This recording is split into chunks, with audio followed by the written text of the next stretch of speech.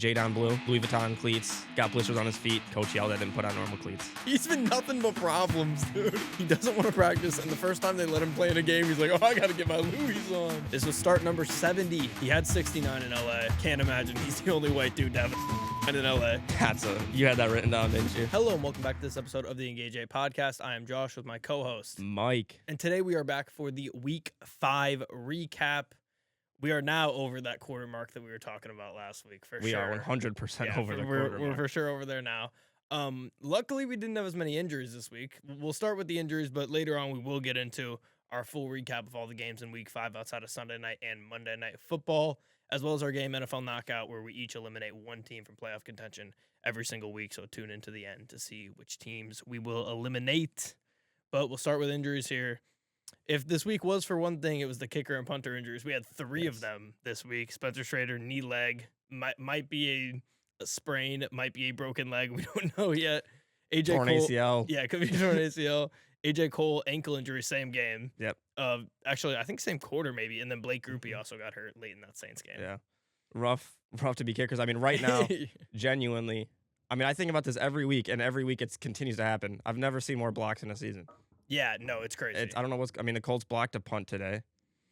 That was special great. teams in general. I feel like It's been weird, and especially I think you add in the new kickoff rule. Everybody's starting at like the 50-yard line now, which it's is just ridiculous. wild. The new balls as well that they get to kick with. They have special balls. It's getting a little gimmicky for me. It is. I always enjoy. A block kick is always cool, but I don't like to see. Maybe this is a hot take. A block kick but.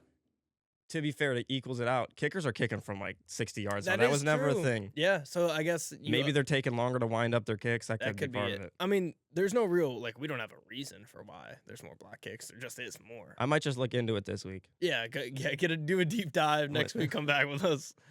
See what you find. Other injuries, honestly, not a ton of big ones. On top of that, the Spencer Schrader did just win AFC Special Teamer of the Month. So wow, brutal to go out after winning. Going out on top like Peyton Manning. Yeah. There you go.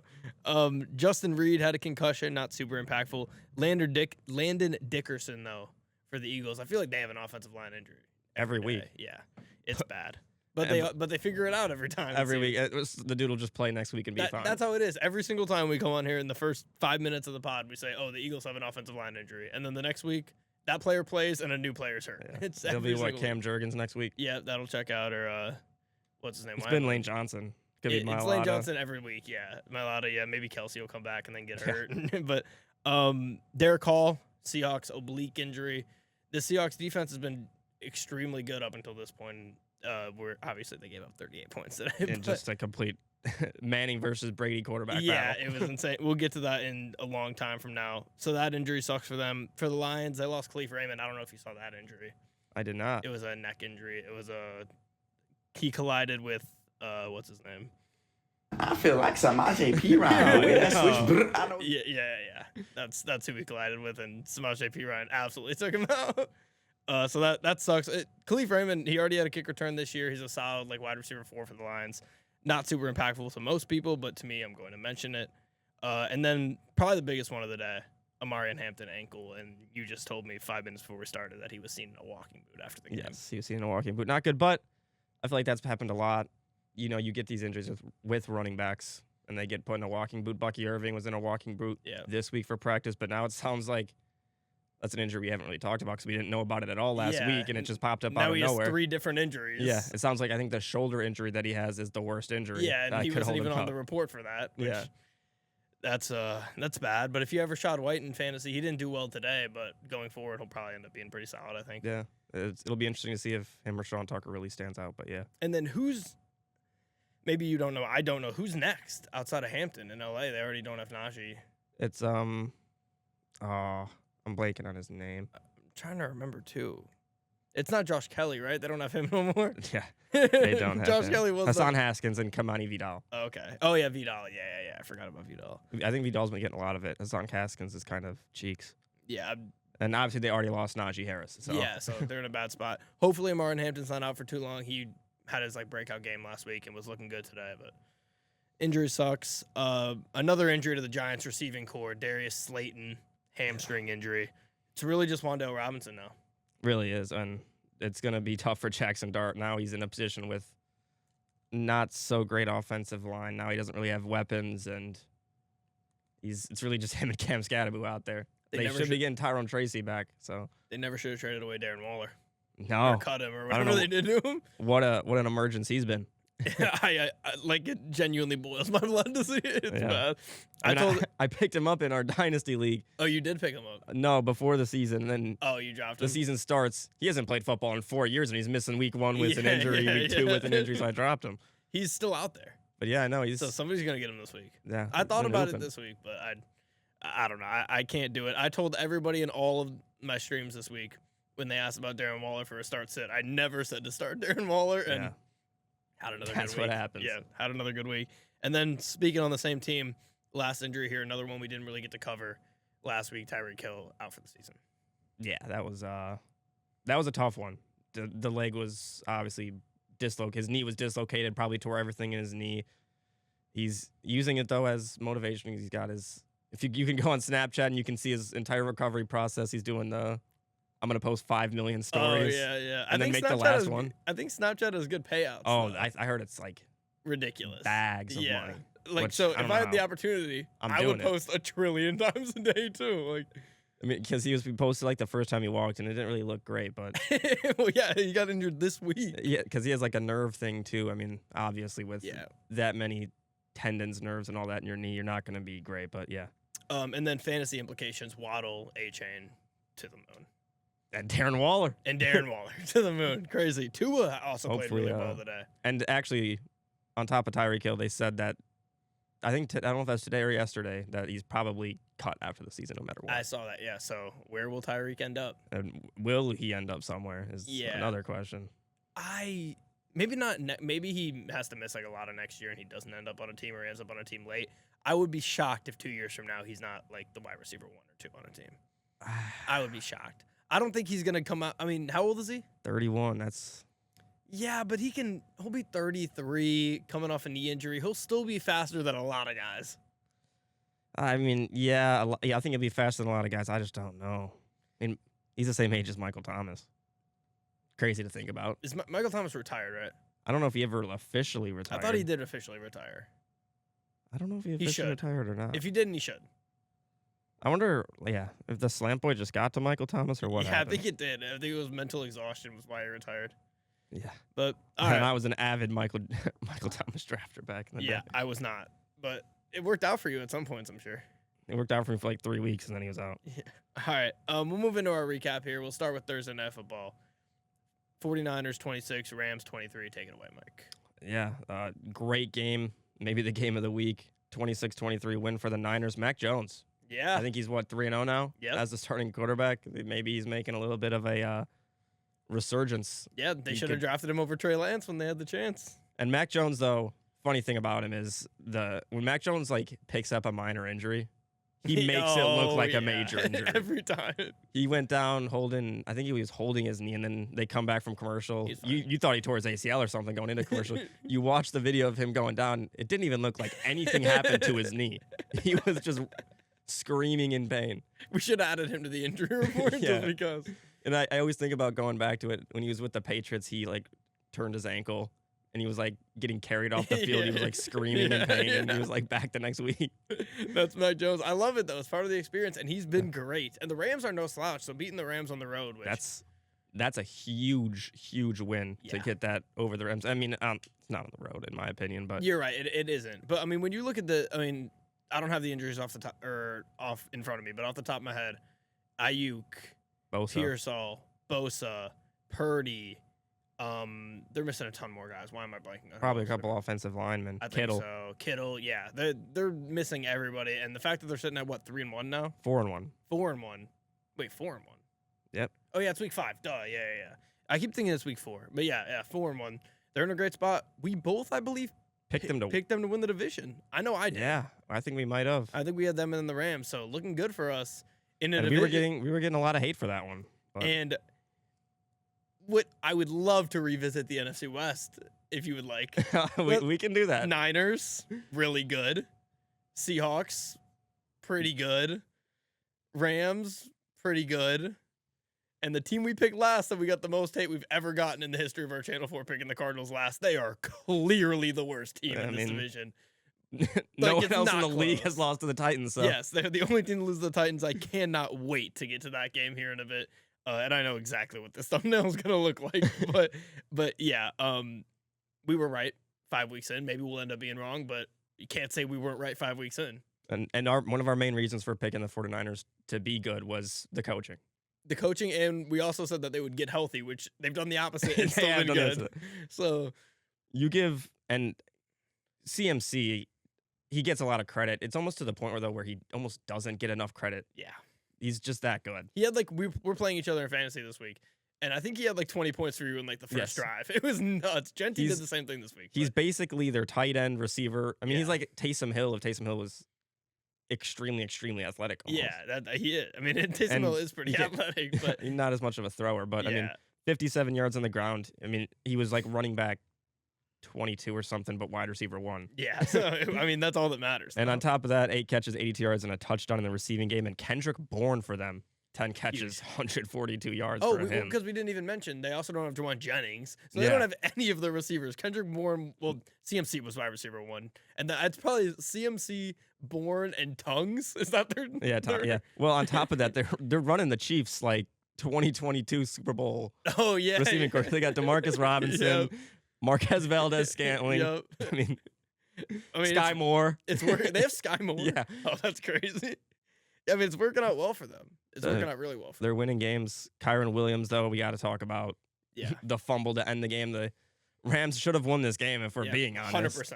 We're going to give all the Niners all the flowers because we predicted them to win the division. But yeah, the Rams absolutely should have won this game. Kyron Williams should have ran in the end zone, but he's had a fumbling issue most of his career. And I think did he fumble twice in this game? Blake Corum fumbled. Oh, right, yeah. Which Blake Corum's been getting more run, but he hasn't been doing much with it. A bit of a fall from grace for Kyron.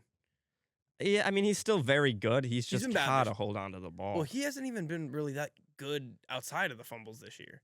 He hasn't been Kyron of last year. He's been just the receiving game. He did have 2 touchdowns in this game with 8 catches, 66 yards. That's pretty good. Yeah. I got, actually, now that I'm thinking about it, I think I played against him this week in fantasy too. But yeah, I don't know. The Rams running game, you would like to see it improve a little bit. It's one of the biggest weaknesses so far this year. It definitely is. The receiving game, though, for them is great. Yeah, probably the best in the league. Stafford's been fantastic. He's been an MVP candidate. And he's been an MVP candidate. Puka's easily an MVP candidate too. Maybe an MVP candidate, but he's definitely top 3 in OPOY. Yeah. Probably with JT, in my opinion. A wide receiver isn't winning MVP in 2025. No. But if that was possible, he would have a chance. Off the top of my head, I think you got James Cook, Puka, Jonathan Taylor as the top 3 for Offensive Player of the Year. And Amon-Ra, maybe. I was about to say, I think Amon-Ra slides. Yeah, I think that's the top 4 right now. He didn't find his way in the end zone today, I don't think, though. So I can't remember if he did. He's had a great year, so. But yeah, I think that's probably around what we're looking at. Looking forward to next week, 49ers at Buccaneers. That's going to be a fantastic game. Probably going to see Mac Jones again. Yeah, that's going to be I'm leaning Buccaneers on that one, though. I am too, especially at home. If that game's in San Fran, I think I maybe go Niners. And then Rams at Ravens, the Rams should take care of business. The Ravens are one of the worst teams in the league right now. Yeah, I mean, if Lamar doesn't play, it's all Rams. I mean, at this point, I think Lamar has to play. Has to. But they also have, I think, a bye week after. So they might just let him roll one more and just take the L. That defense, though, no matter what. Yeah, that's why I'm saying I don't even think we'll get to the Ravens. But, okay. We'll move on here to the London game. The Lunder hit. Actually, I don't think it did hit. I think it was 36, and game finished 38. Vikings 21, Browns 17 here. The Browns led for nearly this entire game. It was 35.5, so the overhit, yeah. The under did not hit. But yeah, the Browns led for most of this game. I came out of this game thinking Quinshon Judkins is an absolute animal, dude. He is so good. He's a very patient runner. He reminds me a lot of Le'Veon Bell.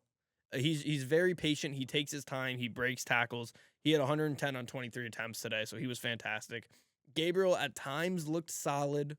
At other times, he looked completely flustered. I picked him to get 5+ or 10+ rushing yards today because I figured, rookie quarterback in his first start, he's going to get nervous at times and scramble. Didn't scramble at all today.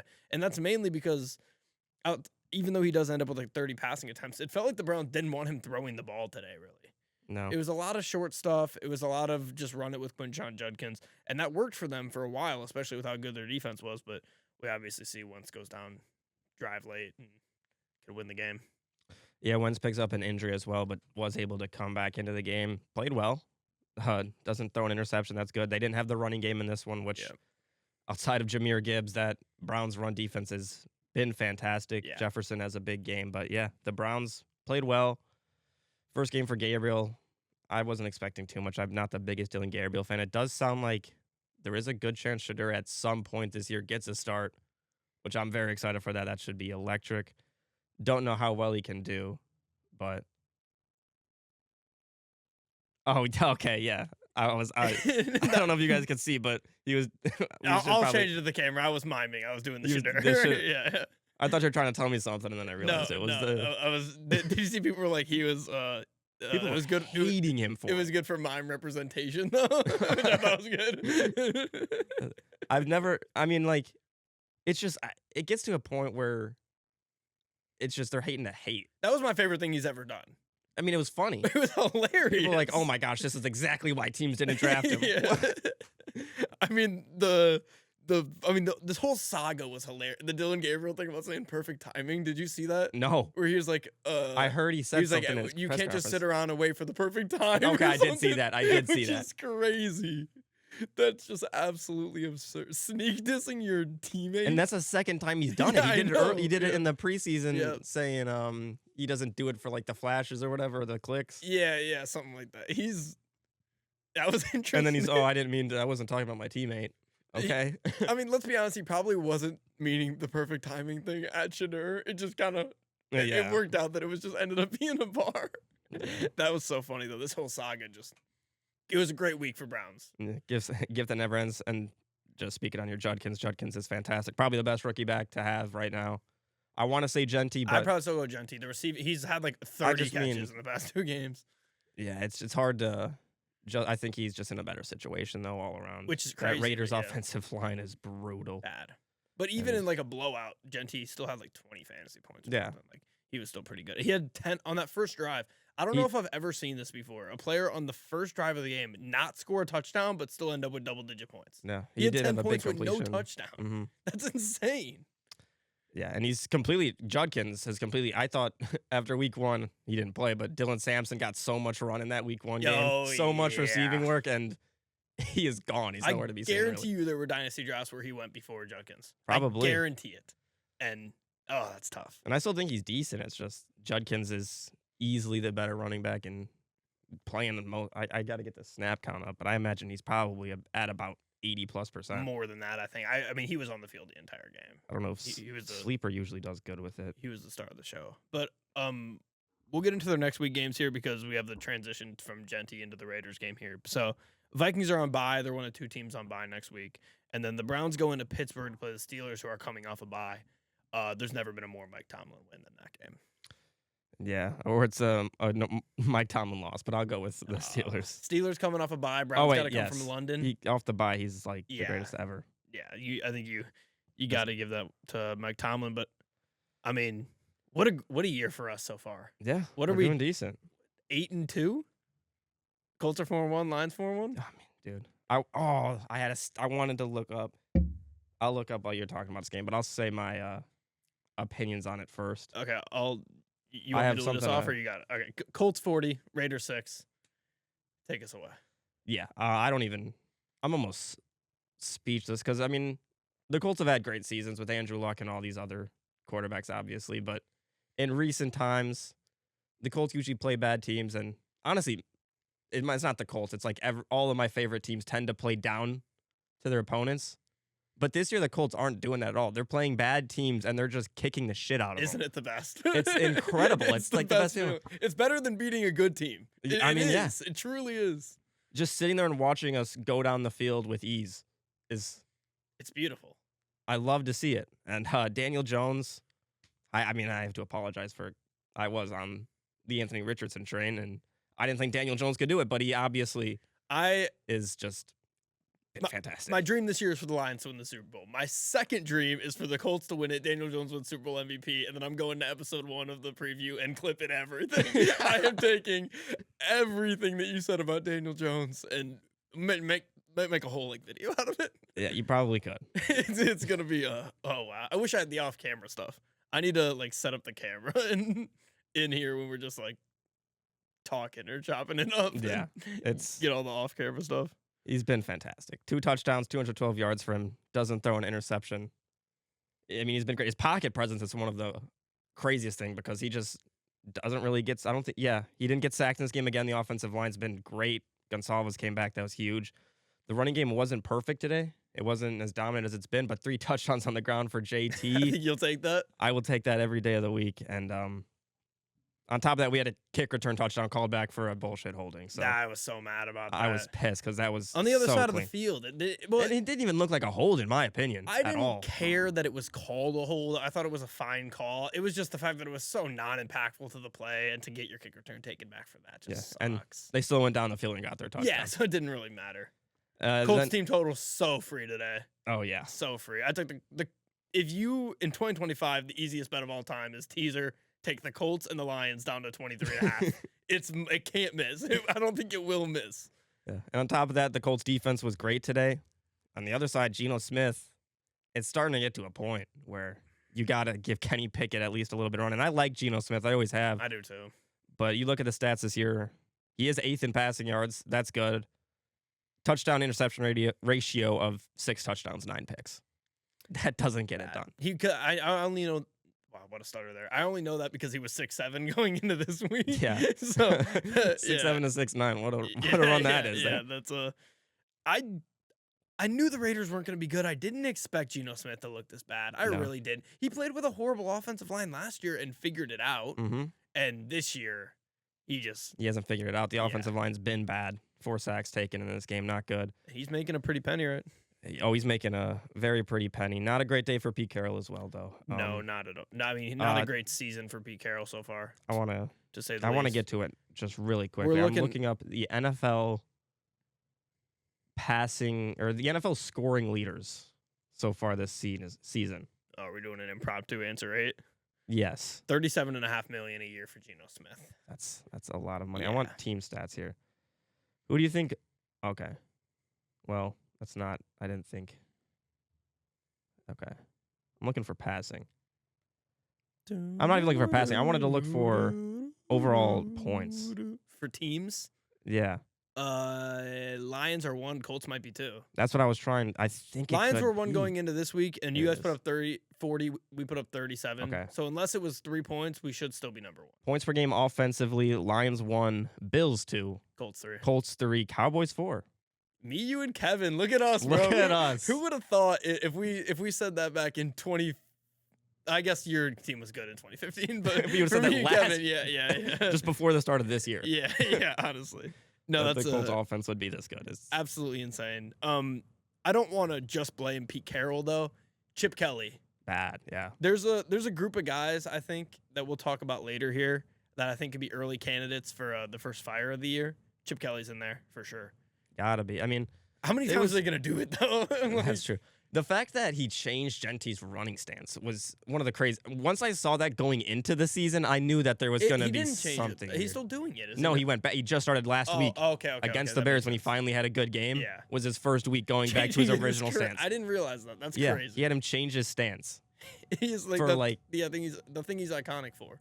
Yeah. And the only other running back in the league that does it, or the 2 that do it, is it Jahmyr Gibbs? Yeah, and James I know Cook? Jahmyr Gibbs does it. I think James Cook does it. I don't think James Cook does. Like when you watch Jahmyr Gibbs, he's like sitting straight He up. does it the same. Yeah. Where James Cook bends yeah. over a little bit more. I think it's like Jahmyr Gibbs, Genty, James Cook. Yeah. I think that's it. Because Jahmyr Gibbs like stands straight up with his hands like behind him almost. He looks like somebody who's like, be a pencil. And he's like Yeah. trying to be a pencil. That's what he looks like. But Sharpened pencil. yeah, but it works. Yeah, I mean- it gets it done for him. I think that's a trio you would want to be in if you're a running back. Yeah, no, I agree. And Genty was good this game. The Colts' run defense wasn't great, but I mean, didn't allow him in the end zone. It was And nice to that's see good. him get some like 5-yard first down carries. I feel like we Yes. hadn't seen that from him like all year. Yeah. And he's been decent in the passing game. 5 catches, 42 yards. I wasn't expecting him to be much of a passing threat, but very good in the passing game. That'll be big for him if he can continue that. It also is a factor they don't have Bowers and they don't really have a ton Bowers of doesn't weapons on the sustain outside. It's like you got to just make. I mean, the first play of the game was like a 40-yard wheel route to him or something. And then the only other thing I had here, well, yeah, you got to include the Colts and the league's best teams. We already kind of touched on that. And then the DJ throw to Pittman for a touchdown. Touchdown, yes. 22% probability of completion on that throw. He moved around, got away from the sack, and just unbelievable. He's so good. Delivered a dart. And how is he so good? I didn't mention it.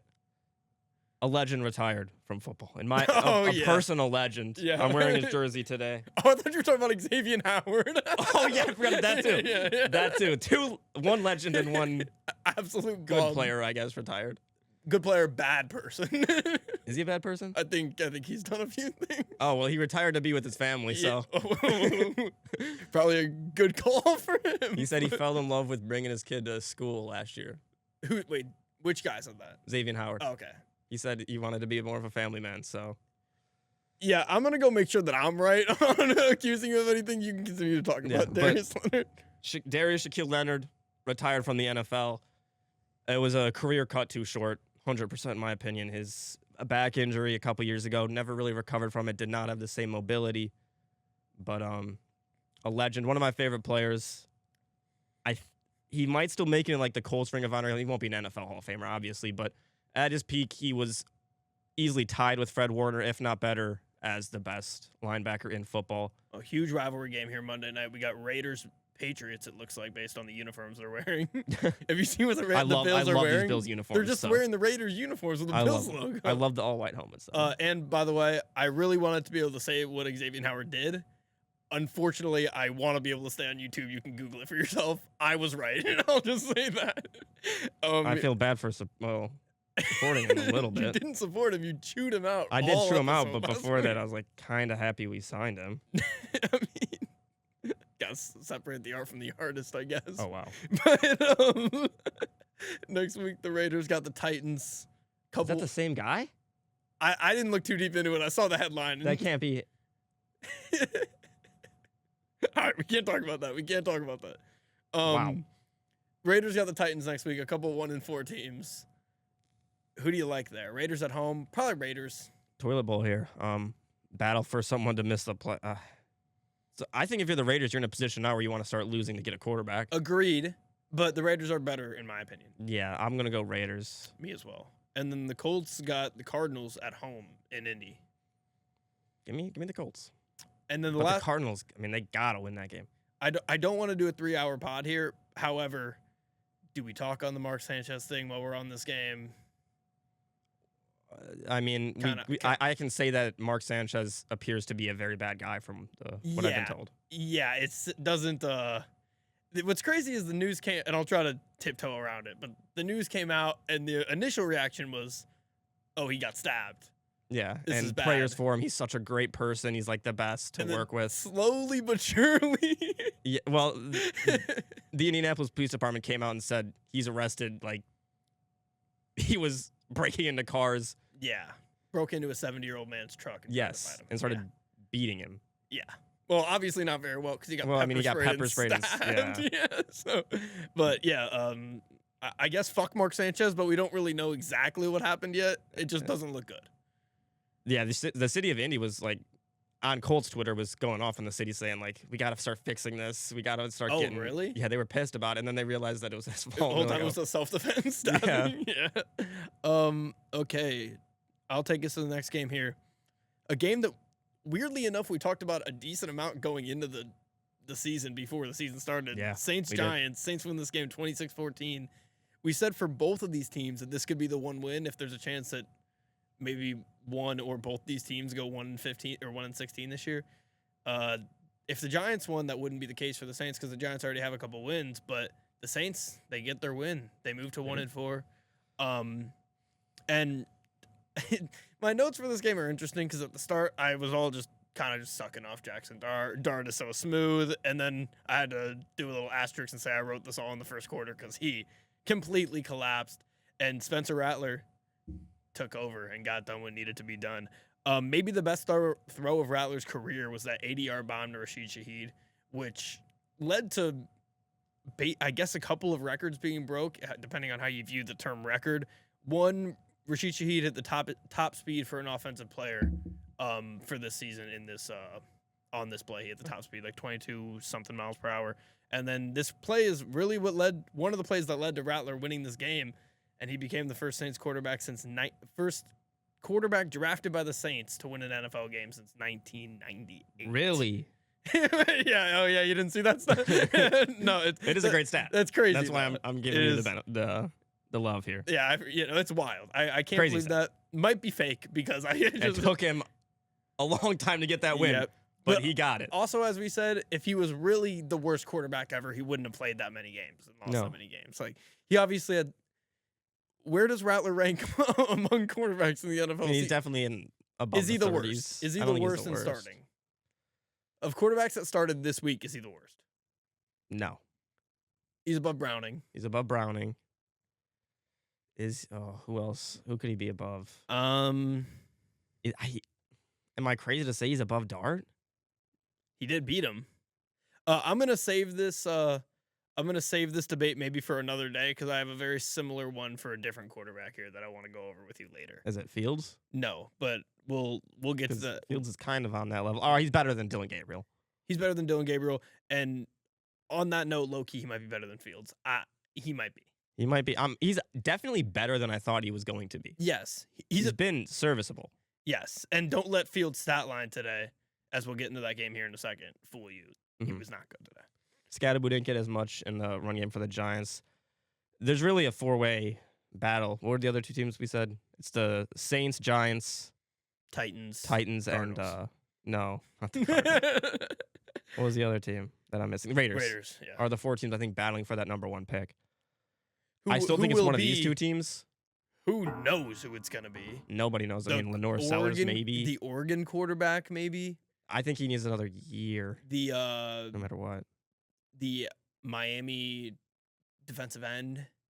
Carson Peck? No, not Carson Peck. No, I forget what's their DN's name? I can't remember. Grant Nussmeier.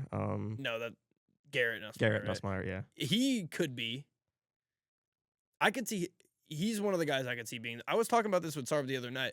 We're in a spot here, like midway through the college football season, where there is not. It's a shot in the dark who's going number one. Yeah. We don't have a guess. No idea. And you would assume it's either going to be a quarterback or an edge rusher. Because it really rarely is not one of those two. And who's it going to be a quarterback? It sure as hell isn't going to be Arch. It might be Garrett Nussmeier. He might be number one. On top of that, though, building off that point, there's really not even really a clear Heisman winner at all. There isn't. It's been a weird season in college football. It has been. And maybe I saw something just talking about, it was like Gen Z kids, but they're also saying, like, these kids were in high school during COVID. Does that affect their development in high school? Like, the quarterbacks maybe aren't as good as they were 5 years ago going in. They didn't get that same development in high school. Point. Or have people gotten more critical? Yeah, that could be. But I definitely feel like watching college football, quarterback play isn't. Maybe that's just me getting old. Okay, because it's not as good as it was. It is not. I agree. We're not going to talk about college football today, so I want to just take a quick 2-minute tangent. James Franklin, holy shit! Yeah, oh my god, holy shit! I wasn't actively watching all the college football this weekend, but I kept checking that score, and then it was like 27-3 or something. Yeah, it was bad. They almost won. Like they had the ball. They should have won probably, but like at the 10-yard line, down 7 with UCLA though. What a win for them after firing their coach. They're bad. Horrible team. Nico. I mean, he had a great game. He played fantastic. He did. That's crazy. I saw Pate say, Josh Pate on Twitter after the Oregon game that we're going to look at this game 5 years from now, and this is going to be a turning point for Penn State football and James Franklin. This is either going to be the moment where they took off and they go on to be one of the best programs in college football, or they completely die off. James Franklin gets fired at the end of this year or next year. And I mean, he easily could because their schedule isn't easy after this game. No. They still have, I think, Indiana first and then Ohio State back-to-back. Well, they got to win out, too. And they have to win out, and those are two games I don't think they're better. Indiana might be the second or third best team in the Big Ten easily. And a lot of people's national championship champion pick might not even make the playoff. Yeah, well, a couple of them. Because on top of that loss, Texas also loses their second game. Arch Manning doesn't look good. To a dog shit divisional team. Yes. Which, let's not, as much as I am pissed at Texas and this was a horrible game and they played like shit, let's not compare Florida and UCLA. No. The Penn State loss is significantly worse. But still, both bad losses in Arch Both Manning. bad losses. And Alabama picks up a big win over Vandy. Yeah. Shout out to them for that. They're Two really back, low-key. Yeah, Had two so really much good hate teams. after a loss, and Miami kills Florida State. Vandy could make the playoff. And they still can. I still think they can. Yeah.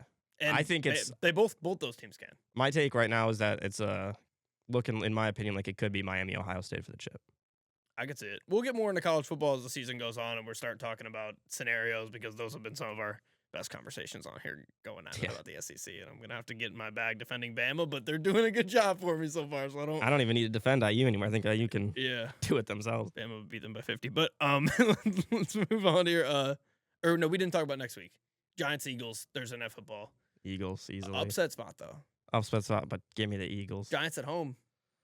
Give me the Eagles. Okay. And then Saints Pats in New Orleans. Give me the Pats. I agree. Also, think the Saints could win that game at home. I like the Pats. I still, like I said, think they finish well. I do too. Second in this division. I view the Pats and the Giants as similar teams, as I think they're both not great teams that can beat good teams. And after seeing the Saints win at home against the Giants, I think they could win at home against the Patriots. I like the Pats. That's just. I'm picking the Pats as well though. All right, take us to Cowboys Jets here. Cowboys Jets here. Dak. 37-22 Cowboys. Dak's low key putting himself in the MVP conversation again, like he did 2 years ago. He's been playing great ball. Yep. Almost. That was last week while we were recording. Ties with the Packers, who were supposed to be some powerhouse team, and he was fantastic in that game, and he was fantastic in this game against a decent defense. 237 yards, 4 touchdowns, no picks. Javonte Williams as well. Low-key, could he be entering the Offensive Player of the Year conversations? He's been good. I don't think so. No. But he's been very, very good. For branding reasons, I don't think that could happen. Yeah. He's been very good, though. 135 yards on the ground and a touchdown. Ryan Florney, the receiver, kind of emerges after the CeeDee Lamb injury. He's been very good. He was great in this game, 114 yards. And I had a stat here. The Cowboys had Javonte Williams run for 108 yards in the first half, and Ryan Florney get 104 receiving yards before halftime as well. According to Cowboys PR, going back to 78, there's never been a game in which the Cowboys have had a 100-yard rusher and a 100-yard receiver in the same half. Really? Never, in the same half. Oh, okay, the same half. Okay. So, they had Emmitt Smith and Michael Irvin at the same time. That was last time. And they had Dez Bryant and Ezekiel Elliott, Tony Dorsett and Drew Pearson, and it's never happened. Oh, with all those guys, they've never done it. Oh, wow, that's crazy. But Ryan Flourney and Javonte Williams have. That's crazy. I've never heard that guy's name before today. I'll say it. He had a couple plays last week in the Packers game. Is he a rookie? I don't believe so. Never heard of him. Yeah, he's 25, so. Oh, speaking of, let me, I just want to look this up so I don't sound stupid. What the fuck happened to Jalen Hyatt? You talk about that every week. He just doesn't play. He's still on the team? Yes, he doesn't play. Oh my God. First headline, Jackson Dart frustratingly confronts Jalen Hyatt. Tensions rise in game. Not shocking. That's hilarious. Oh, did Jalen Hyatt just not jump on a fumble or something? That wouldn't shock me. He doesn't get too much. Yeah. But everybody's pissed at him. Oh, well, not shocking. Hasn't done much in his career at all. Last point for the Cowboys, though. Your boy, Jake Ferguson, continues to be a monster. Yeah, he's best tight end in football right now. Statistically, he's been the best tight end in football. Yeah, yeah. You can't argue that. Statistically, yes, but is he the best tight end? No. Yeah, that's in my notes here. My number one thing is based on stats alone, he's the best tight end in football. Can't argue that. Off this year. Dak's loved him. He's been a safety blanket for years, and without CD, he's just money.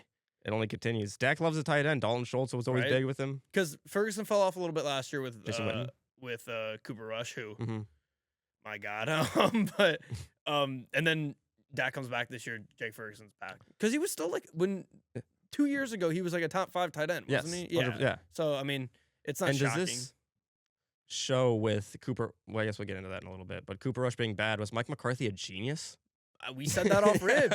What do we call him? The mastermind. The mastermind, Mike McCarthy. The mastermind behind everything. But yeah, shout out to Mike McCarthy. I hope he's doing well. He'll be the coach of a team probably next year, Titans maybe. Oof. But yeah, this was an absolute ass whooping by the Cowboys, even though it's 37-22. They entered as slight favorites in this game, and even I think a 20% profit boost could boost them to plus money. That was a very easy bet. I feel like I don't know how they were not favored by more in this game. I know it's in New York, But the Cowboys are on paper just a better team than the Jets. Yeah, it's All- one of the all teams around. that they are on paper just way better than. And statistically, I don't have the numbers in front of me, but I know that Dak historically does really well Wow. against teams that they have a significantly better record against on the road. He usually dominates bad teams on the road. He did that here today. he likes that. He likes MetLife, so He does like MetLife. Fields struggled again in this game. I know his stats look good, but since week 1, he has not been good at all. It's partially his fault, partially not. I feel for Aaron Glenn being the only team without a win. yeah, I feel for him as well. Fields hasn't been great, like you said, but as a Garrett Wilson fantasy owner, Garrett Wilson has been getting his own, so He has been. he's been solid 6 catches, 70 yards, and a touchdown for him. And I can't remember. I know it when we were doing our NFC East preview. It's been so long ago now, like 3 months. I know I either picked Dak as my MVP or Player of the Year, or I picked the Cowboys second over the Commanders. I can't remember which one I did. I know I did You might one have of done those two. both. Regardless, one Yeah, of them looks good, so I feel Decent pretty. I feel pretty good about that. But like I said, I'm always just gonna highlight my wins and never discuss my losses. Yeah, I mean, we have before. Yeah, unless someone else brings it up, I guess. But Cowboys next week, they play at Panthers. I feel like they played the Panthers like 3 times this year, but Yeah, I'll take the Cowboys to dominate that one probably. I'm gonna take Carolina. You're taking Carolina to beat I'm them. gonna take Carolina at home. Wow, Against Cowboys. interesting. I'm high. Carolina is a better team at home. They're terrible on the road. Yes, and I'm high on Carolina. I know they lost today, but regardless, I'm still high. Wait, did they lose today or did they come? No, they came back and won today. But yeah, I'm taking Carolina in that game, and then Jets at home against the Broncos. Broncos. Yeah, that's tough. Okay, And speaking of the Broncos, take us to the next game. 21-17 win over the Eagles. Eagles are no longer undefeated. The last undefeated team is currently playing the Buffalo Bills, so we'll see what happens there. Bo Nix was solid in this game. Didn't have to do too much. The Eagles, they kind of have looks like a weakness, and it's the passing game. It's just Oh, who would have thought? I mean, it was there. I mean, in the Super Bowl, it was there last year. They Yeah. had in the playoffs, the passing game was working. The whole But regular the running season game was great last year. The running game has been bad. Yeah, I think you can say it's been bad. Only 30 yards for Saquon Barkley in this game rushing. they need their Swifty back. They do. yeah. Life of a show boy. No, dude, my main takeaway from this game, this Eagles team in the regular season feels like the exact same team as last year in the regular season. Like they win a lot of games, most games, but you leave every game being like slightly underwhelmed, or you feel like they win by 15, but somehow it feels like they struggle to win because their offense is just so weird at times when they can't move the ball. But they're good enough defensively where they hang on. I know last year, early in the season, their secondary struggled a lot. This year, they struggled a lot. They're already starting to get a little bit better as the season goes on. It just feels like a very, very similar team from last year. And I remember last year, I was consistently unimpressed by the Eagles all year long. They go and they win the Super Bowl. I'm not extremely impressed by them through 5 games, even though they're 4-1. They'll probably go and win the Super Bowl now. Yeah. They haven't been impressive. They haven't been, but It's a new offensive coordinator, which we've seen in past that they had a new offensive coordinator and they struggled. some teams So struggle with maybe that's just something that's going to occur again. Hurts wasn't great in this game. A.J. Brown still isn't getting the ball as much. Javonte Smith has a big game, but outside of that, not too much. The Broncos do have one of the best defenses, so you have to give them their flowers for that. It's them and the Texans. Jade for Barron me. was good in this game. Really good. He was great in this game. Yeah. Him and Surtain, we said that when they drafted him that duo could be crazy. It's so hard to be good early as a corner in this league. They're already really good. Both of Yes. them. And Surtain was good early as a rookie, too. And on top of that, on that defense, is Nick Bonito fighting to be maybe a defensive player of the Yes. year candidate He had because like he 3 is sacks today. great. Yeah. He's amazing. so good. He's just been emerging all the time. And They have 2 of the top, probably 10 best defenders in the AFC, I'd say. with Surtain, and yeah, With Surtain and Benito. they've been great. And the running game was solid again with Dobbins. That seems to be when we said it. I said it a ton last year. When the run game works for the Broncos, the offense is going to be very good. And it was decent today, and the offense was decent. So Yep. that's all you can ask for. Troy Franklin, okay, but Cortland Sutton, great game. Hopefully that continues for him. And big win for the Broncos. They beat a team that's won the Super Bowl, and they didn't want to fall to 2-3. Want to keep pace with the Chargers, and depending on what the Chiefs do tomorrow. So nice win there In Philly, too. in Philly. And Yeah. I mean, I was already prepping my notes for them losing because it felt like they were going to lose when they were down 17-3 in this game. There is a stat. The Broncos were 1-112 entering today when down 14 on the road going into the fourth quarter. Yeah. They come back and they win this game. I was not expecting it, but they did. So, or maybe they were 1-112. Now they're 2-112 after today. I'm really high on the Broncos. Their 2 losses are the Chargers, who I'm also high on, even though they lost today, and of course the Colts. And even though they lost to the Colts, which isn't obviously a bad loss, because the Colts are one of the best teams in the league right now, they still should have won that game if it wasn't for a penalty with, leverage? So, yeah, leverage. I mean, they did the penalty, so. No, I'm not saying it wasn't a penalty. I'm just saying, like, they were that close to beating. Kind of sounds like you're saying they beating, got bailed out. All right, We played the game. You got opposite of bailed out versus the Browns last year or 2 years ago. Yeah, that's true. And then you got bailed out against the Broncos. See, it all comes around. You would trade that win for this win for sure. Probably, but I mean, if we won that game, we made the playoffs that year. So, but would you have done anything? No. This year you make the playoffs. Maybe you chance, could do something. Yeah. But yeah, I'm high on the Broncos. I am as well. We already said they got the Jets next week. We both have them winning. I think that it's game. starting to get to a point where that division's going to easily have 3 teams in the playoffs. So, yeah, probably. And they did last year, and I think last year we had the AFC West and the NFC North both had 3 in. mm-hmm. Despite the Vikings looking shaky and the Bears looking shaky, I still think there's a good chance we have that happen once again this year, and both divisions get 3 in. And you look at another Packers division, and Lions are locks. I don't Yes. care, even if the Packers look shaky. The Packers and Lions are absolute locks in the playoffs. because the AFC North might only have 1 team, with the Ravens struggling as bad as they are. Bengals don't have Burrow. The Steelers being that The one team. Steelers could be the team that gets in.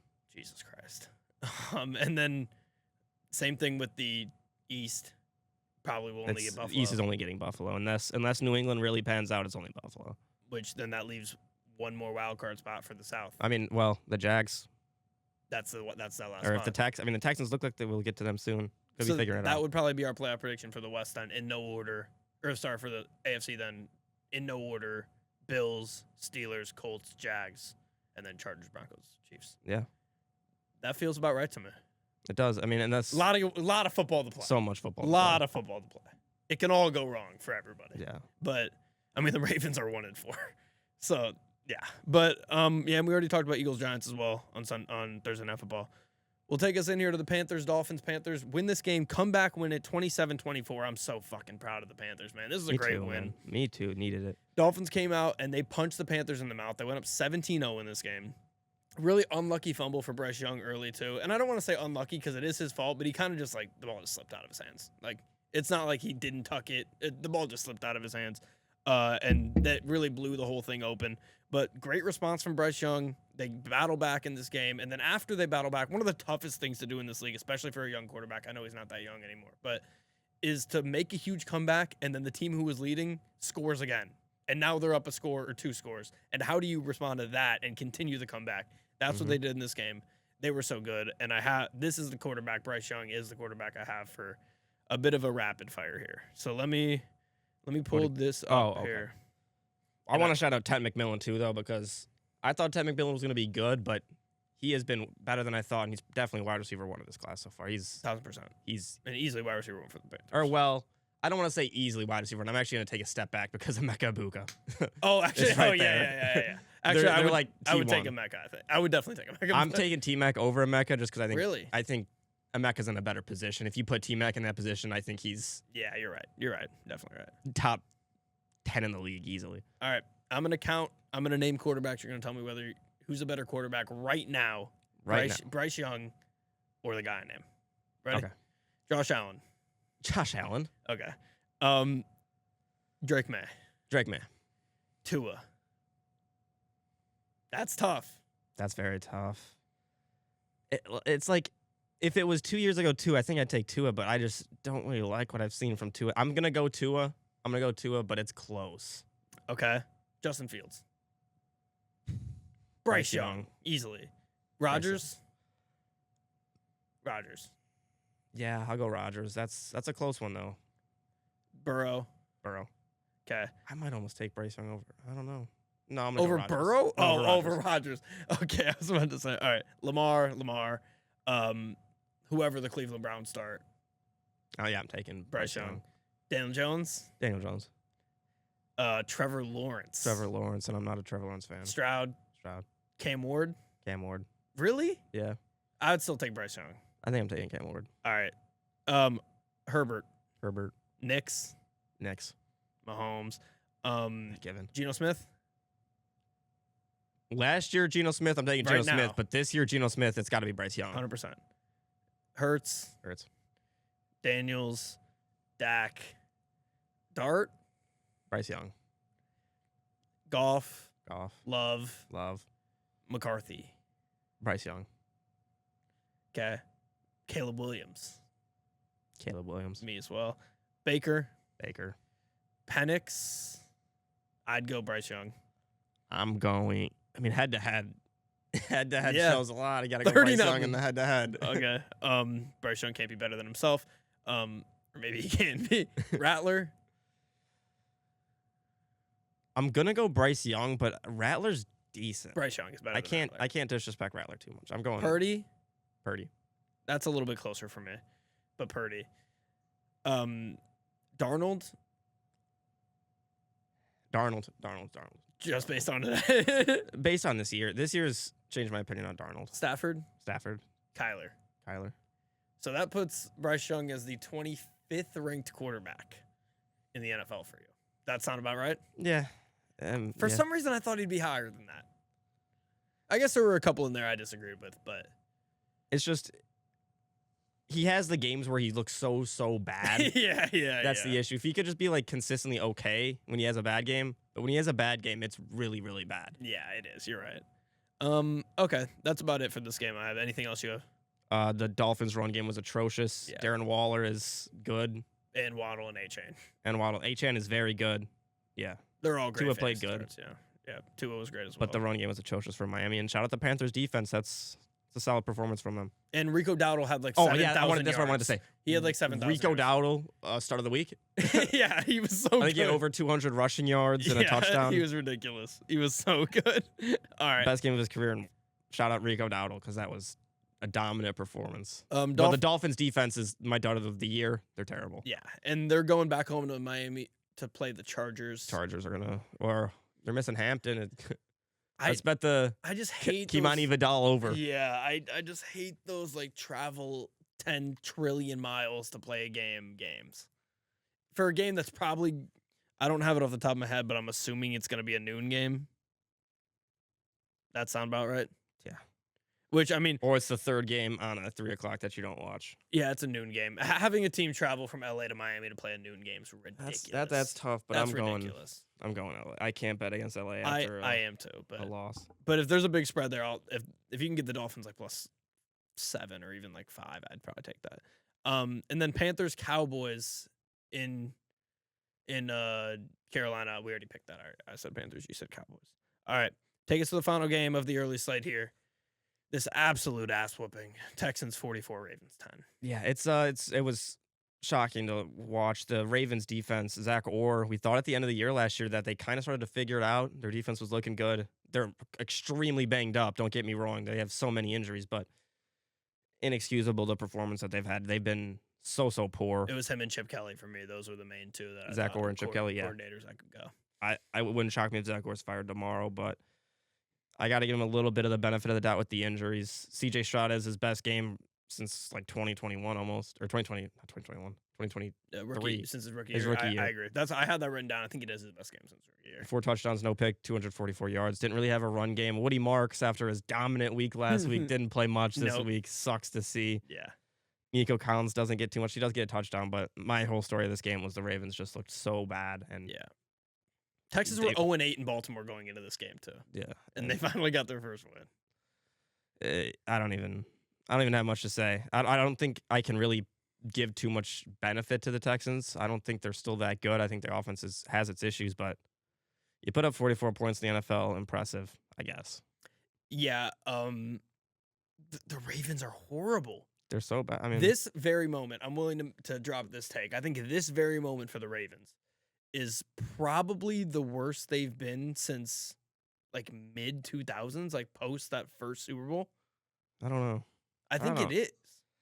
They're always at least okay. They're never this bad. Yeah, this has been very bad. They were easily the most helpless team today. Mm-hmm. It's not close. They couldn't. And it's score. something you don't see from a Harbaugh team. Never. And this was like kind of the battle between like the Ravens defense has been so bad and the Texans offense has been bad for like a year and a half now, and it's one of them's got to give. And for the Texans to drop 44 on this defense says so much about the Ravens defense right now, and it's scary. It's very scary. And even on the offensive side of the ball, I mean, you're going against that great Texans defense, so you're hoping it's a defensive battle. Wasn't. Derrick Henry, hasn't been great this year, and he's like 7th in all-time rushing, but everyone kind of thinks he can get up to like top 3. But is he in like the range where he can get up? He is, but he would need like another 2,000 yards, I think, to get to top 3, which is something we thought maybe going into this year. He's been playing great, but he has slowed down this year. And he's 17th, but I'm pretty sure he can jump a lot of people with like 1,000 yards. Right, he's at 11.7K. He can get 12.7K moves him up to 10. So if he gets 1,000, that's not as much as I thought. I thought it was a little higher than that. And then if he gets 2 more 1,000-yard seasons, he's looking at like 6 or 7. Oh, okay, good to know. Yeah, something like that. but yeah, it's tough. It's depressing. You said that they might have to just put Lamar in just to say fuck it this next week as they go against the Rams. I don't think they have a chance if Lamar's banged up. So yeah, they don't have a chance. If Lamar doesn't play, this team doesn't have a chance. No, I'm saying even with him, I don't know if they have a chance if he's banged up. So I think if you have Lamar on the field against an NFC team, you have a chance. Didn't work out a couple weeks ago. It didn't against the Lions, but I think you have a chance with him on the field. And what I wanted to say was, how different would this season look for the Ravens if they just managed to squeak by that win against the Bills? Oh, man. Dude, same thing as last year, except for they figured it out last year, and they didn't end up going into a complete slump like they did this year. But week 1, really, really tight loss. It's kind of the two ways that a really, really tight loss week 1 could go in like a high-profile matchup against the Chiefs or the Bills. You lose really close, and then you go on and you redeem yourself, and you have a great season like they did last year, or you fall off, everybody gets injured, and you have the worst season in franchise history. And I mean, what's their worst record ever? Well, they haven't been around as long as that's what I'm saying. Other teams, so it might not be as bad, but it's got to be. If they continue this up, it's going to be one of the worst. 4-12 in 1996. So a long. Currently, win percentage wise, they have the worst win percentage in franchise history at 1-4. Fair enough. Yeah, and the schedule doesn't get that much easier. They still have a lot of tough. I mean, it does even out a little. They got the Jets still, Browns, obviously, Bengals without Burrow. Burrow will be back by the 14th of December, though. It'll be tough. If Lamar plays, I'm never going to doubt Lamar Jackson. Neither am I. But a hamstring injury sucks. Like if he isn't mobile, and he's kind of struggled. He hasn't struggled to move this year, but he's been pressured a lot, and he hasn't been able to kind of swift out of it like he's been in previous years. And if he has a hamstring injury, yeah, I personally would concede the Rams game and go because it's a bye next, right? I'm pretty sure they have a bye after the Rams.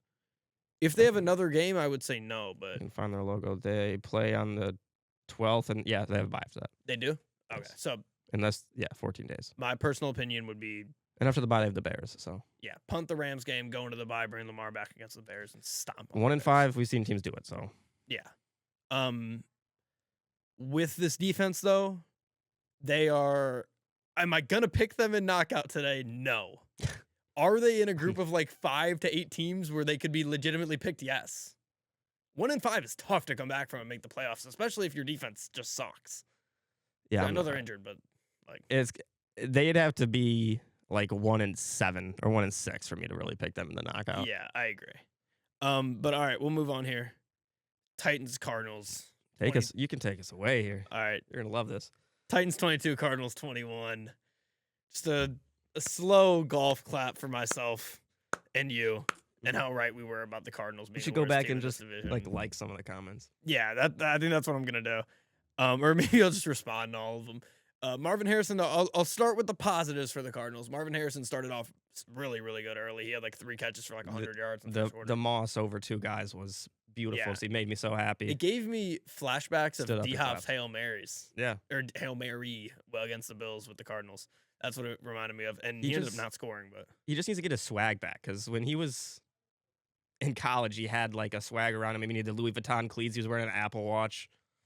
Yeah, I mean, they did a side-by-side on the game of him and his dad. And he's not that far off through however many games he's played. So it's not like he's been horrible.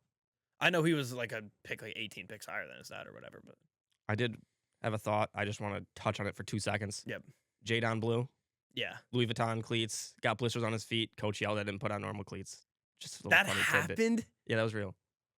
Oh my He was wearing Louis Vuitton cleats. He's been nothing but problems, dude. No, He doesn't want to practice. It was the first game he played, I believe, this year. He doesn't want to practice, and the first time they let him play in a game, he's like, "Oh, I got to get my Louis on." It was in practice, like the week before the game. He was fine. They like told him I think he was active, and he was wearing Louis Vuitton cleats, and Oh my god, that's hilarious. ended up getting blisters all over his feet. That's so funny. Did he play though? I thought he played. The way you put these notes in here for He the did play. Chargers is so weird with the no bullet points. My bad. I was like, what did I do here? And I was like, oh, that was you. But yeah, that's crazy. Kyler picks up an injury in this game, toe Oh, injury. wait, we're comes moving back. on from the Louis Vuitton? Okay. Yeah, it's kind of a nothing story because nothing came from it. It's just funny. Yeah, it's hilarious. Amari DiMercato. Nice to get that off my shoulders. With A.D. Mitchell doing it last week. Yeah. It's a little nice to get that off my shoulders, although the Colts would be undefeated if he didn't do it. He had a big run, 71 yards, I was listening to the game. I wasn't watching this one. Did L'Jarius Sneed knock the ball out, or did he just drop it? 'Cause I think L'Jarius Sneed knocked it out. Candid NFL fan moment watching Carlton Davis get hurt for your team. What would you say there? I just saw him pop up and get hurt. I was like, oh, that's a Oh, no. common occurrence. Did he get the ball knocked out, or did he drop it? I thought he got it knocked out. I think That's he just got listening. it knocked out. I think it was L'Jarius Sneed. It wasn't a Jonathan Taylor, A.D. Mitchell situation. Well, I think it was more similar to the 81 because 80 was kind of reaching for the end zone. That's true. was reaching for the end Jonathan zone. Taylor was a celebration. Just dropped it, yes. Yeah. But does that, and after that, that was to go up, I think, 28 to 9 at the time, or 28 to 3 maybe even.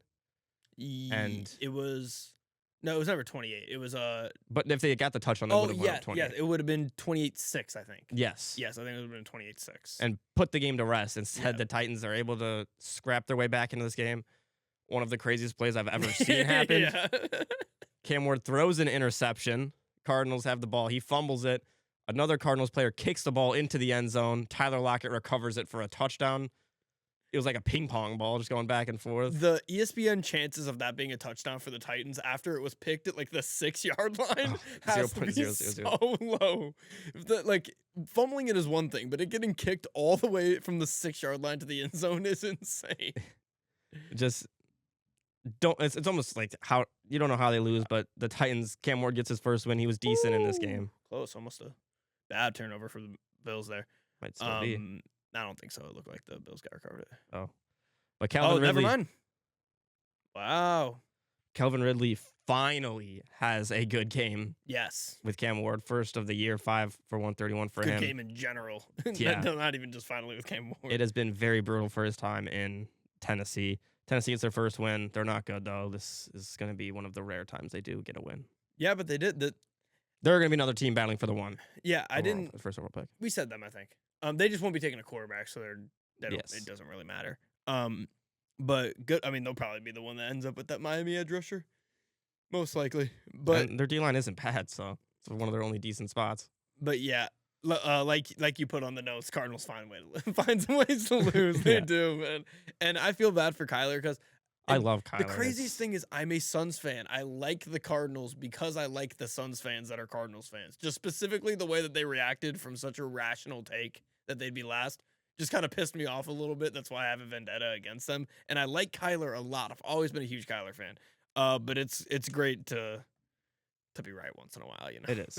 And I like Kyler and I love Marvin, so. Yeah, I like Marvin too. But yeah, that was a really weird game. Strange game. That's a great way to put it. I thought it was over and it wasn't, so. We got the Titans going in. Oh, and then last thing, though, yeah, go Joey ahead. Sly. Oh, One of the yeah. worst kickers ever, Yeah. but Won it though, he barely. barely won it. Missed 4 straight kicks going into this game. Then he hit 2. Gets an extra point. At this point, the score was 21-12. So Yeah. he needed to make the extra point to make it an 8-point game. Misses the extra point, so it stays at 9. Which is the worst thing you could possibly Missing do. an extra point in this day and age is absurd. Missing an extra point when you need it is Yes. even worse. Because And not like it gets blocked, just missing it. because like it's most of the time when an extra point miss means something, it's like after the fact, being like, oh, they lost by 1 point, they missed an extra point. It's rare, like in the moment, it's like, we need this, and it doesn't go in. Yeah. Those are the worst. And on top of that, he kicks a game-winning field goal, so you can't really cut him now. Yeah, you can't. You got to just keep along. So for the now ride. you need him next week, and he's gonna miss a couple kicks, lose you the game. Sly guy. Titans Raiders, we already said, and then Cardinals Colts, we already said. Okay, so you can go ahead and take us here to the 38-35 Bucs and Seahawks scoring extravaganza. Yeah, maybe the game of the week. In Seattle, a couple S's there. Quarterback battle. Where is it? I had a side-by-side, but I guess I'll just read them out here. 379 Baker Mayfield passing yards, 2 touchdowns, no picks for him. Sam Darnold, 341 passing yards, 4 touchdowns, 1 pick, no sacks. So that's a little concerning for the Bucs defense. And but I got one better for you.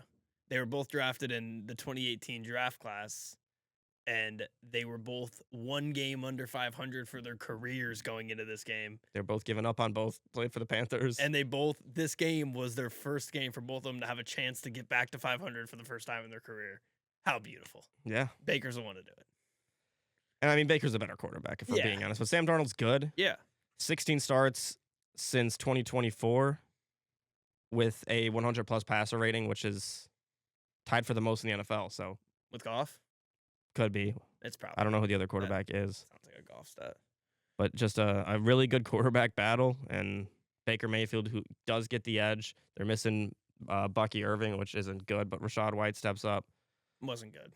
Wasn't good, but he steps up. Their run game took a hit today. You could feel it without Bucky. Mhm. Luckily, they were so good in the pass game. It Got the didn't 2 matter at all. touchdowns. Yeah. Yeah, I got the 2 touchdowns, but I meant Emeka. more as a rushing attack Yes. in general. Yes. Wasn't Emeka Ibuka, fantastic 7, 163 and 1. Yep. He's an animal. He's still going to be very good even when they get Mike Evans back, even though Chris Godwin's already there.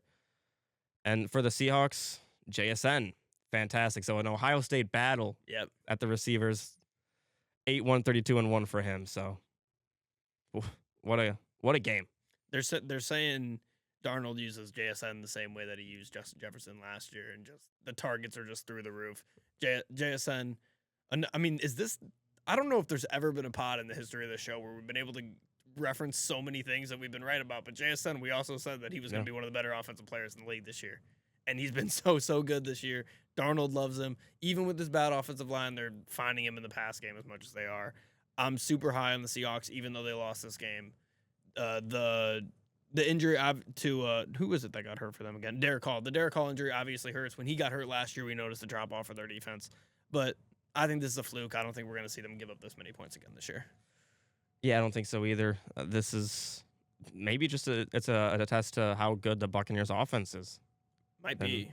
Just him playing so well. I was trying to see, did you pick JSN for Opoy this year? Or was that me last year?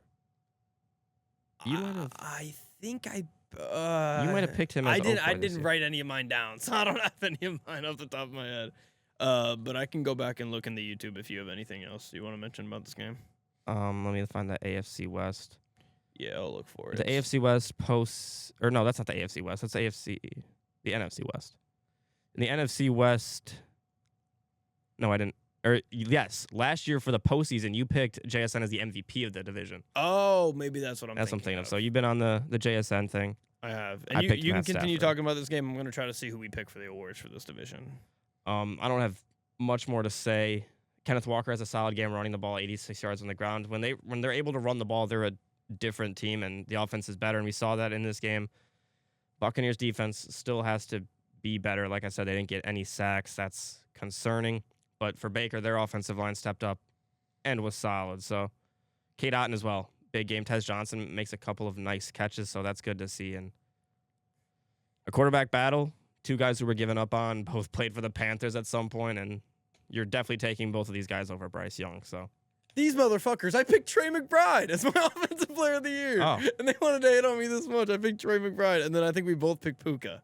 Or no, you picked Puka for MVP, which that's a fantastic great pick. take right and there. I picked Fred Warner. So, Fantastic. not as good. Love that take. What a take by me. yeah, Ooh, that was great. And love then seeing that.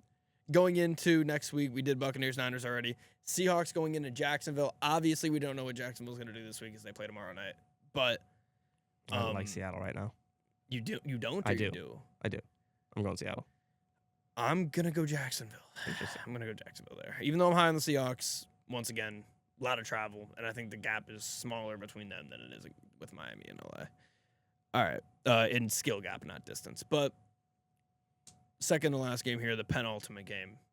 Lions 27 or 37, Bengals 24. This was start number 70 for Jared Goff in Detroit. He had 69 in LA.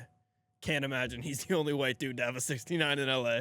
But you had that written down, didn't you? I had 69 in LA, and I kind of had it in the back of my mind. And I was like, I can maybe make this joke if it comes to it. But Hutch had like 3 sacks in this game that all got called back from penalties, which sucks. But did he end up getting one on the books?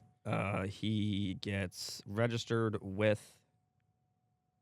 Where's his name at? Al-Qadim Muhammad, I believe, had a sack. He had one. Hutch got one. Yes, he has 1 sack. So he should have had like 3 or 4, but. Oh, they didn't give Al-Qadim Muhammad that sack? I think that got called back as well. Oh. Or no, I think that was a TFL. I don't think that was a sack. Oh, it was a TFL. I'm pretty sure it was a TFL. But yeah, one of the sacks that Hutch got taken away was a safety, which. Yes, that's what I was thinking. That one sucked, but that one was also was that was a Terrion Arnold penalty. That was Terrion Arnold's penalty, correct? Which I will give Terrion Arnold credit. He did make a really good play guarding Jamar Chase very shortly after that, so I'll give him that. I also want to give an insane amount of credit to Amir Robertson, who, with DJ Reed out, the Lions' #1 corner, Amir Robertson, who is basically, he's the Lions' slot corner, and if any of the outside guys goes down, he goes to the outside. He had to do it in Week 18 last year against the Vikings, where he guarded Justin Jefferson the whole game and shut him down. He didn't guard Jamar Chase for the whole game this game, but he was locking Jamar Chase down when he was guarding him. He did have a pick in coverage against Jamar Chase.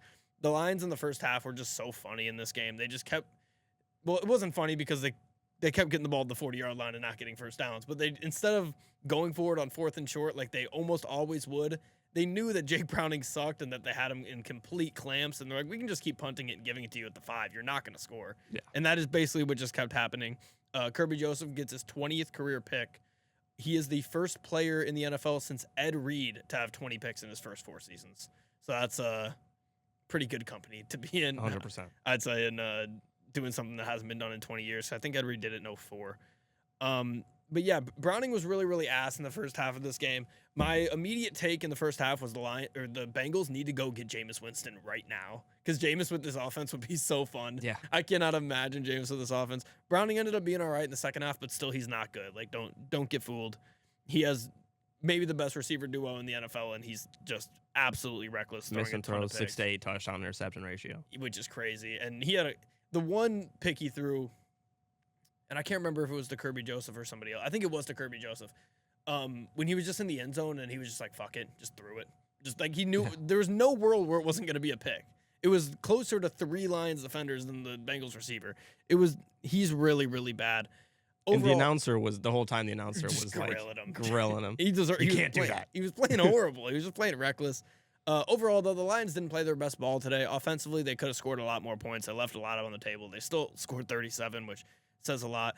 But to touch on your point from earlier about beating the hell out of the really bad teams and how good that feels, I'm finally at a point now that we're like 3 or 4 years into the Lions being good, and I can get to the point where, like, last week before the Browns game and this week before this game, I know the Lions are going to win. There's no circumstance where they ever could have lost this game. They didn't even play well, but there's no circumstance where they were losing this game. There's no circumstance where they were losing against the Browns last week, unless, I guess, Jared Goff gets hurt. But it's the best feeling in the world to know that your team is not only a good team, but is a team that isn't going to just play down to their opponents and choke against bad teams. Because it's so much better to just be like, okay, we do have a really tough schedule, but we know these are going to be wins. We're not going to lose to these teams. It's just the best feeling. It's the mark of a good team. There's a handful of teams that have that in the NFL, and the Detroit Lions are one of them. Yep, the Detroit Lions are 100% one of them. Defense was great for them today. I was expecting the offense to have fireworks in this game. Jahmyr Gibbs to have a huge game. We've seen that against this horrible Bengals defense, but he really didn't. He only had, 54 yards on the ground, didn't have to do too much. Montgomery only at 65, didn't run the ball that well, but they passed well. Laporta has probably his best game of the year, 92 yards. Goff just efficient, and they let the defense do the work, like you said. And for the Bengals, it's only looking worse every single week. The running game is so bad. Yeah. The Lions have a great run defense, but this is going on 4 weeks with horrid performance from Chase Brown. Jamar Chase at least has a good game, so if there's any, I don't think the fans care as much unless you're a fantasy owner. It's good for the fantasy owners. Yeah, a lot of it was on that one catch, but 6 catches, 110 yards, and 2 touchdowns. Solid.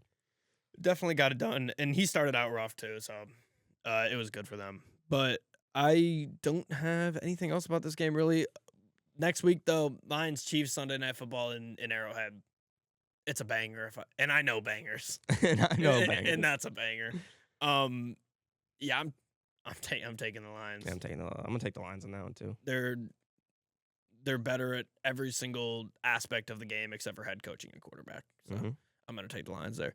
And then Bengals at Packers could have been a great game, but it won't be. Won't be Packers. Give me Packers. Packers will not lose that game at home. And then finishes off here with the final game of the week. Commanders 27, Chargers 10. Yeah, great game from Jane Daniels. He comes back from injury. Didn't have a good first half, or didn't have a good start to the game, but he worked his way back into the game, found out that he's still that great quarterback. At the start of the game, I was just in my head thinking maybe it's a sophomore slump, but he figured it out, had a great EPA per play, 0.401, good total EPA. He was on it, played well, and the Commanders get a win. Ja'Cory Krosky-Merritt has a breakout game, does have a fumble late in the game, which doesn't help, but he was finally looked like the running back you're kind of hoping you would see. Yeah. Considering he moved up so much in fantasy thing. 111 yards on the ground and 2 touchdowns. Got a bulk of the carries. Big, beautiful Bill. Debo continues to be great, honestly. Yeah. He's proving a lot of people Proving wrong. a lot of the doubters wrong, I'd say. That's one I think we might have missed. I don't think we were very high on Debo. No, not at all. Definitely off on And he has 8 catches, 96 yards, and a touchdown here. He's been great all season. I'm going to see what his season stats look like. This was another one where I felt, because I really, really, really thought the Commanders were going to lose this game. I did not see them winning this game, even with Jaden Daniels back. This is another one that I was kind of ready to toot my own horn about after the first quarter. I was like, Commanders didn't end up working out too well in there. 30 catches, 300 yards, 3 touchdowns for him so far this season. Very, very. Yeah. I mean, that's wild, honestly. Yeah. It's like perfectly 10 yards a catch. Yeah, hey, we'll take it. I mean, or they'll take it. But yeah, I mean, what a huge weapon to add to your second-year quarterback. And Terry McLaurin obviously hasn't been great. And did he play in this game? He's still been hurt. So is it 2 weeks he's been out, or 3 now? 2. I think that's just 2. Yeah, and then he struggled when he was healthy, anyways. But yeah, like you said, the Commanders' defense was really great. 5 sacks, 9 QB hits, 6 TFLs. So. And then my favorite note that you put on here is Justin Herbert shares a pregame kiss with Madison Beer. Unnecessary note. Yeah. I was about to ask you if you had any notes on Justin Herbert. yeah. That's all I got here. And then you also said Chargers undisciplined 24 penalties in the last 2 weeks. It's crazy. Yes, that's a lot, Dave. And another thing you wouldn't expect from a Harbaugh-led team. Not at all. Weird start for a couple Harbaugh-led teams. Last thing I'll say about the Harbaughs before we move into knockout here and pick a team to eliminate. What would it take for John Harbaugh to get fired? I think it'd have to be another year of bad football. It would have to be 2? Yeah. 2 I think you need 1 without injuries. Because as long as you have the injury excuse, especially if Lamar's hurt, he's not going to get fired. I think you can get 1 with injuries, but if it's back-to-back years you're playing bad, I think it could be time. Fair enough. And at that point, you're thinking, man, we should have just put Mike McDonald in there because he's looking great with Seattle. He is. Or maybe he comes back. Who knows? And then the Commanders' next game. This pod could be from 2024 or 2023. At this point, the Commanders are playing the Bears on Monday Night Football. Yeah, big game. I'm going I think Commanders. they played a ton of Thursday Night Football before. You're going Commanders? Yes. I'm going. It's Bears coming off of a bye with Ben Bears. Johnson. That could be something. I'm going Bears. I think there's just going to be something in the Commanders. I think they're both mid defenses and offenses that can be really good or really bad. And you get the Bears off a bye with a Monday night game, which is this can't have happened ever before where we have 3 Mondays in the first 6 weeks with 2 games. There's 2 this Monday as well. Yeah. So there's 2 more next Monday? Yes. Oh, wow. I did not know that. No, sorry. There's not 2 this Monday. There's 2 next Monday. Yeah. So it's been every other week. Oh, okay. There's been 2. Yeah, that's strange. crazy. I know they've done it twice before. I don't know if they've ever done it 3 times. Yeah, I don't know. I'd have to look back. I have no idea. Great for us. less games to talk about here. But, on that aspect, yeah. Yeah, but all right. I'm never a fan of the 2 Monday night games, though, in my opinion. No, neither am I, especially when they're not spaced out. One time this year they were spaced out, though. And that was the first one, and that was great. Yeah, they did it, even though it was a 9 p.m. start, which just, but. Before we get to our Yeah, Gwam, did you see the Jordan Addison stuff? I did not. He didn't play in I think it was just the first quarter. They held him out of the first quarter to a coach's decision. Did you hear what, the reasoning was? I heard about it, but I forgot what it was. I think he just, left the hotel and wanted to roam the streets Roam of London, yes. He just wanted to, check out London. Someone told me that on stream today, I think. That's just insane. Hilarious. That's so funny. I guess you got to follow this stuff. But, I guess Jordan Addison's not someone you want roaming a town. You just, as long as he doesn't get in a vehicle. Well, if he doesn't get in a vehicle, I guess it's okay. Okay. Let's move on to our knockout game here. I'm trying to pull up who we have. Okay, so the updated list here, we both have the exact same 4 here. We have the Jets, the Browns, the Titans, and the Saints. There's a very good argument for us to make the same pick here. I have to write that down because I need to remember that now.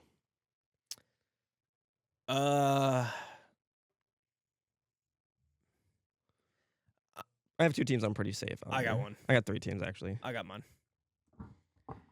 The Arizona motherfucking Cardinals. Really? You're going, oh, wow. Now I want to go. Oh, shit. Talk to me nice. Now I want to go. They thought I was going to pick the Raiders. I'll save the Raiders. The Raiders are always going to be there. Why not get my chance to get a lick off on the Cardinals one time? Yeah, well, now you're making me want to take a shot in the dark. I'm going Cardinals. Raiders survive another week. I want to take a shot, but I'm going to be safe. I'm going Dolphins. All right. Oh, you're not going Raiders? No. Wow, that's shocking. I'm going Dolphins. I think the Dolphins have a better chance to make the playoffs than the Raiders. You think so? I think so. I don't Easier think so. division. I mean, I don't think so. The beauty of sports. I have like a group. All right, so of we're teams after it too. So we're sitting here. I have teams eliminated as Jets, Saints, Titans, Browns, Cardinals. You have Jets, Saints, Titans, Browns, Dolphins. Neither of us have picked the Giants or the Raiders yet. Yeah. Or there's Panthers. a lot of teams, or the Panthers or the Bengals. And then we start getting into that Texans-Ravens territory. That's the scary part that I'm kind of just trying to avoid as murky. long as possible. Save those teams for the end. This just ends up just being the easiest game of all time. We both go perfect. we both get the exact same amount. We just picked the same team. Well, we didn't think this through at all, so this very well could just end up being the easiest thing of all time, but we'll see. All right. That is it, though. That will about do it for this episode of the Engage 8 podcast. If you made it this far, don't forget to like and subscribe. Hit all the links in our description for TikTok, Spotify, social media, and all that good stuff. And we'll see everybody in the next one.